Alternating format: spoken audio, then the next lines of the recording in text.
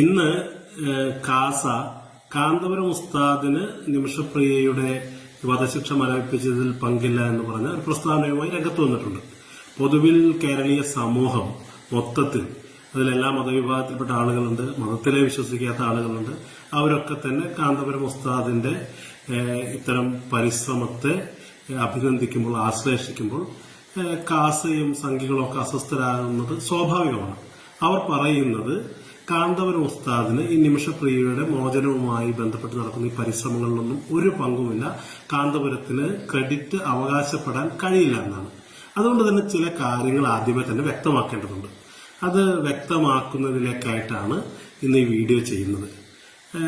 കാന്തപുരം ഉസ്താദിന് ഈ നിമിഷപ്രിയയുടെ വധശിക്ഷ മരവിപ്പിക്കുന്നതുമായി ബന്ധപ്പെട്ട ഒരു ക്രെഡിറ്റ് ഇല്ല എന്ന് ആവർത്തിച്ചു പറയുന്നവരുടെ ഉദ്ദേശം വളരെ വ്യക്തമാണ്.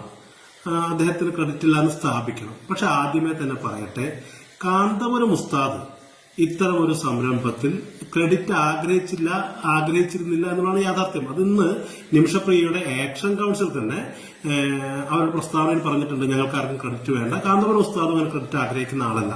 പക്ഷെ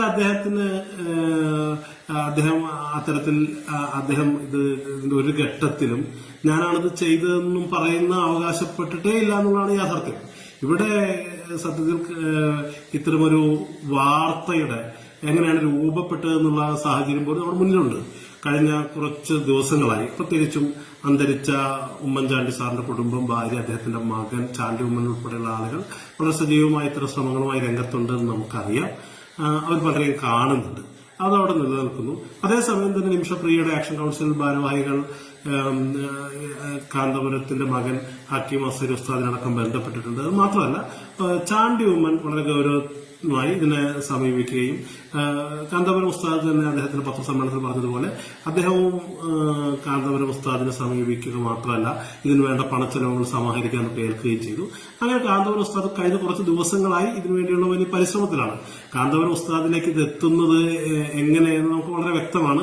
അവിടെ ഒരു സർക്കാർ സംവിധാനം നമ്മൾ വിചാരിക്കുന്ന പോലെ സജീവമല്ല, നമുക്ക് ബന്ധപ്പെടാൻ കഴിയുന്ന സാഹചര്യമല്ല. അവിടെ ഒരു സമാന്തര ഭരണകൂടമാണ്.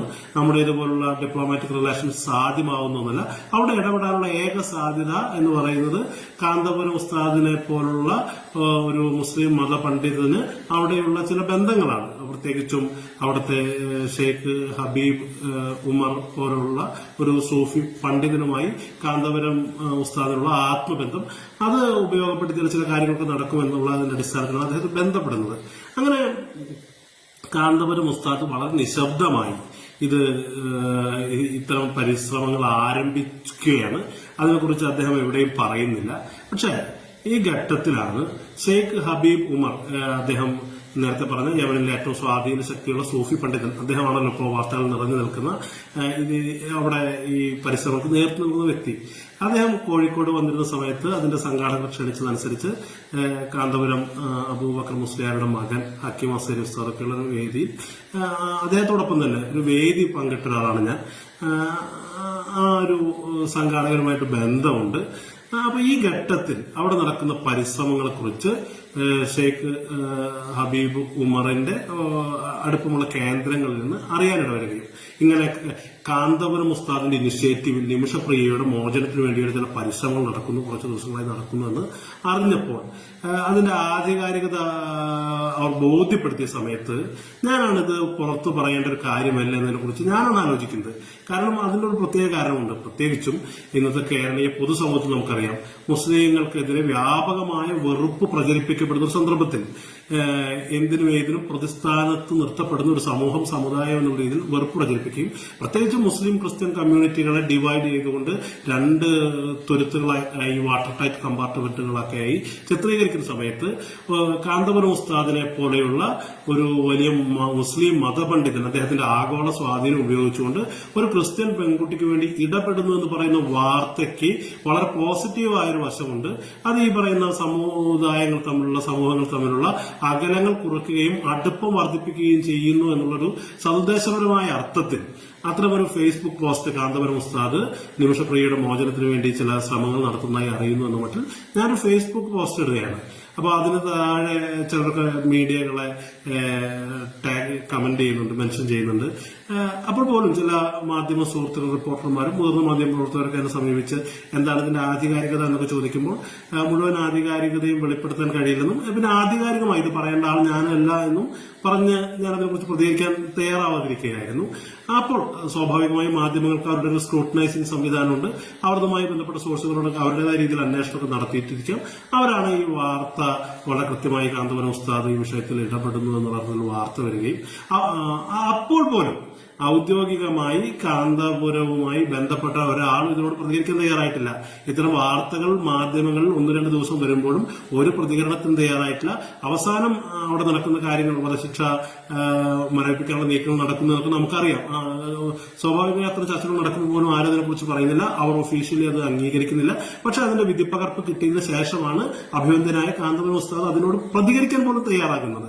അങ്ങനെ ചില പ്രതികരണം നടക്കുകയും അപ്പോഴേക്കും കാന്തപുരം ഉസ്താദ്, ഒരു മുസ്ലിം മത പണ്ഡിതൻ, അദ്ദേഹത്തിന്റെ സ്വാധീനം ഉപയോഗിച്ചുകൊണ്ട് ഇവിടെ നിമിഷപ്രിയയ്ക്ക് വേണ്ടി ഇടപെടുന്നു എന്ന് പറയുന്നത് വലിയൊരു വാർത്തയാവുകയും അതിനെ സമൂഹത്തിന്റെ വിവിധ തുറയിൽപ്പെട്ട ആളുകൾ അഭിനന്ദിക്കുകയും ചെയ്യുന്ന സാഹചര്യം ഉണ്ടായി. ഈ വധശിക്ഷ മരവിപ്പിക്കുന്ന വാർത്ത വരുന്നതിന് മുമ്പ് തന്നെ AICC general secretary KC Venugopal അതിനെക്കുറിച്ച് പോസ്റ്റ് ഇടുന്നുണ്ട്, പ്രതിപക്ഷ നേതാവ് പോസ്റ്റ് ഇടുന്നുണ്ട്, രമേശ് ചെന്നിത്തല പോലുള്ള ആളുകൾ പോസ്റ്റ് ഇടുന്നുണ്ട്. അതിനുശേഷം തീർച്ചയായും മുഖ്യമന്ത്രി പിണറായി വിജയനൊക്കെ, അതുപോലെ സ്പീക്കർ ഷംസീറൊക്കെ അതിനെക്കുറിച്ച് പോസ്റ്റ് ഇടുന്നുണ്ട്. അങ്ങനെ വ്യാപകമായി അങ്ങനെ പോസ്റ്റ് ഇടുകയും അതൊരു വാർത്തയായി വരികയും ചെയ്ത സാഹചര്യത്തിലാണ് ഇത്തരം ഔദ്യോഗികമായി പ്രഖ്യാപനം ഉണ്ടായതിനു ശേഷം മാധ്യമങ്ങൾ ചോദിക്കുമ്പോൾ അത് നിഷേധിച്ചില്ല എന്ന കാര്യം മാത്രമാണ് കാന്തപുരവുമായി ബന്ധപ്പെട്ട കേന്ദ്രങ്ങൾ ചെയ്തത്. ഇവിടെ കാന്തപുരം ഉസ്താദ് ഒരു കാര്യം ചെയ്ത് ക്രെഡിറ്റ് എടുക്കാൻ ശ്രമിക്കുന്നുവെന്ന് ആവർത്തിച്ചുള്ള പരിശ്രമങ്ങൾ ഉണ്ടാകുമ്പോഴാണ് ഇത് പറയേണ്ടി വരുന്നത്. ഒരു കാര്യം ഞാൻ പറയാം, കാന്തപുരം ഉസ്താദിന്റെ ക്രെഡിറ്റ് അർഹിക്കുന്നുണ്ടോ എന്ന് ചോദിച്ചാൽ ക്രെഡിറ്റ് അർഹിക്കുന്ന ആൾ തന്നെ ഒരു സംശയമില്ല. പക്ഷെ കാന്തപുരം ഉസ്താദിനെ സംബന്ധിച്ച് ഇതിന്റെ ക്രെഡിറ്റ് എടുക്കാൻ അദ്ദേഹം ഒരു തരത്തിൽ ആഗ്രഹിച്ചിട്ടില്ല. അദ്ദേഹം പല ഘട്ടങ്ങളിലും, ഇതിൽ വലിയ ഘട്ടങ്ങളിൽ നിശബ്ദമായി ഇത്തരം കാര്യങ്ങൾ ചെയ്തിട്ടുള്ള ഒരാളാണ്, അത് ചെയ്തുകൊണ്ടിരിക്കുന്ന ആളാണ്. പക്ഷെ ഞാൻ ആവർത്തിച്ചു പറയാൻ ആഗ്രഹിക്കുന്ന ഒന്ന് എന്ന് പറയുന്നത്, കാന്തപുരം ഉസ്താദിനെ പോലുള്ള അദ്ദേഹത്തിന്റെ ഇനിഷ്യേറ്റീവിൽ ഈ പറയുന്ന കാസക്കാരും സംഘികളും ആരോപിക്കുന്നത് പോലെ ഇത്തരം ഒരു കാര്യം ചെയ്ത് അതിന്റെ ക്രെഡിറ്റ് അങ്ങ് നേടിക്കളയാമെന്ന് വിചാരിക്കുന്ന ആളല്ല. അദ്ദേഹം അതിനുവേണ്ടി ഒരു പരിശ്രമവും നടത്തിയിട്ടില്ല. ഇത് പക്ഷേ കാന്തപുരം ഉസ്താദിന് ഇതിന്റെ ക്രെഡിറ്റ് കിട്ടേണ്ടതുണ്ട്, അത് വ്യാപകമായി ചർച്ച ചെയ്യപ്പെടേണ്ടതുണ്ടെന്ന് ആഗ്രഹിക്കുന്ന ഒരാളാണ് ഞാൻ. അത് എന്റെ കാരണം എന്ന് പറയുന്നത് ഇന്നത്തെ സാമൂഹിക പരിസ്ഥിതിയിൽ വെറുപ്പിന്റെ, വിദ്വേഷത്തിന്റെ വലിയ വ്യാപകമായ അലകൾ തീർക്കപ്പെടുന്ന ഒരു അന്തരീക്ഷത്തിൽ കാന്തപുരം ഉസ്താദിനെ പോലെ ഒരു മുസ്ലിം മതപണ്ഡിതൻ ഒരു ക്രിസ്ത്യൻ പെൺകുട്ടിയെ രക്ഷിക്കാൻ വേണ്ടി തന്റെ ആഗോള സ്വാധീനം ഉപയോഗപ്പെടുത്തുന്നു എന്ന് പറയുന്നത്, മുസ്ലിങ്ങൾ സ്വന്തം മതക്കാർക്ക് വേണ്ടിയാണ് എല്ലാം ചെയ്യുന്നത് എന്ന് പറയുകയും മുസ്ലിങ്ങൾ അന്യമത വിദ്വേഷം പരത്തുന്ന ആളുകളാണെന്ന് നിരന്തരം വെറുപ്പ് ഉൽപ്പാദിപ്പിക്കപ്പെടുന്ന ചെയ്യുന്ന അവസ്ഥയിൽ കാന്തപുരം ഉസ്താദിന്റെ ക്രെഡിറ്റ് ചർച്ച ചെയ്യപ്പെടേണ്ടതുണ്ട്. പല ആളുകളും ഇതിൽ ഇടപെടുന്നുണ്ട് സ്വാഭാവികമായിട്ടും. പക്ഷെ കാന്തപുരം ഉസ്താദിന്റെ മഹനീയമായ പങ്ക് ആവർത്തിച്ച് ചർച്ച ചെയ്യപ്പെടേണ്ടതിന്റെ അനിവാര്യത എന്ന് പറയുന്നത് അത് മാത്രമാണ്. അപ്പൊ ഞാൻ ആവർത്തിച്ച് പറയാൻ ആഗ്രഹിക്കുന്നത്, കാന്തപുരം ഉസ്താദിന് ഇതിന്റെ ക്രെഡിറ്റിന്റെ ആവശ്യമില്ല. അദ്ദേഹത്തിന് വ്യക്തിപരമായി ഇത്തരം ക്രെഡിറ്റുകളുടെ ആവശ്യമില്ല. അദ്ദേഹം ഈ ക്രെഡിറ്റ് ആഗ്രഹിച്ചിട്ടില്ല. അദ്ദേഹം ഈ ക്രെഡിറ്റിന് വേണ്ടി പരിശ്രമിച്ചിട്ടില്ല. പക്ഷെ ഇന്നത്തെ കേരളീയ പൊതുസമൂഹത്തിൽ അദ്ദേഹത്തിന്റെ ക്രെഡിറ്റ് ചർച്ച ചെയ്യപ്പെടേണ്ടതുണ്ട് എന്നുള്ള വളരെ കൃത്യമായ ആഗ്രഹത്തിന്റെ അടിസ്ഥാനത്തിലാണ് ഇത്തരം ഒരു അന്ന് പോസ്റ്റ് ഇട്ടത്. അത് ക്രെഡിറ്റ് തീർച്ചയായും ചർച്ച ചെയ്യപ്പെടേണ്ടതാണ്.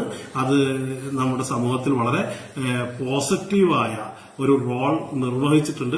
ഈ പറയുന്ന വെറുപ്പിന്റെ കാലത്ത് ഇങ്ങനെയൊക്കെ ചെയ്യാൻ ഇങ്ങനെയുള്ള ചില സാധ്യതകളുണ്ടെന്നും, മതം എന്ന് പറയുന്നത്, മതമനുഷ്യന്മാർ, മതപണ്ഡിതന്മാർ എന്ന് പറയുന്നത് ഇടുങ്ങിയ മനുഷ്യരല്ല, മറിച്ച് വിശാലമായ ആകാശ മനസ്സുള്ള ആളുകളാണെന്നും അതിന്റെ മാനവികമായ മതകീയമായ പാരമ്പര്യം അതിനുണ്ടെന്നും പറയുന്ന ഒരു സന്ദർഭമാണ്. ആ ഒരു സതുദ്ദേശപരമായ അർത്ഥത്തിലാണ് കാന്തപുരം ഉസ്താദുമായി ബന്ധപ്പെട്ട ആരും ഔദ്യോഗികമായി പറയുന്നതിന് മുമ്പ് തന്നെ അത്തരം ഒരു വാർത്ത വെളിപ്പെടുത്തേണ്ടി വന്നു. പക്ഷെ അത് ചർച്ച ചെയ്യപ്പെടുന്നില്ല. കാന്തപുരം ഉസ്താദിന്റെ പങ്ക് സവിശേഷമായി ചർച്ച ചെയ്യപ്പെടുക എന്ന് പറയുന്നത് ആ അർത്ഥത്തിൽ സന്തോഷകരമാണ്. പക്ഷെ അതിനെതിരെ ഉണ്ടാകുന്ന നെഗറ്റീവായ ഇത്തരം പ്രചരണങ്ങളെ, കാന്തപുരം ഉസ്താദ് ക്രെഡിറ്റ് ആഗ്രഹിക്കുന്ന ക്രെഡിറ്റിന് വേണ്ടി ചെയ്യുന്നു പറയുന്ന പ്രചരണങ്ങൾ അത്യന്തം അപലപനീയമാണ്. ഇത് സത്യത്തിൽ കേരളീയ സമൂഹത്തിനെ മൊത്തം ഡിസ്ക്രെഡിറ്റ് ചെയ്യുന്ന തരത്തിലാണ്.